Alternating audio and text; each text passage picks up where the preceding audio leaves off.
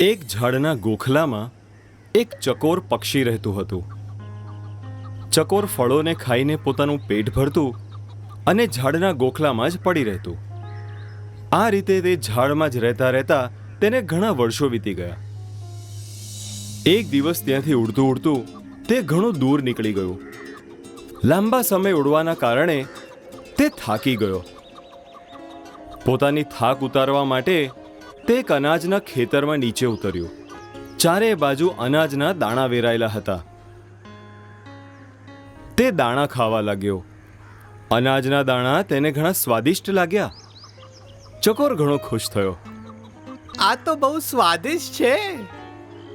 આ રીતના તે રોજ ખાતો પીતો અને ત્યાં જ સૂઈ જતો. ઘણા દિવસ વીતી ગયા. એક દિવસ તેને પોતાના ઘરની યાદ આવી.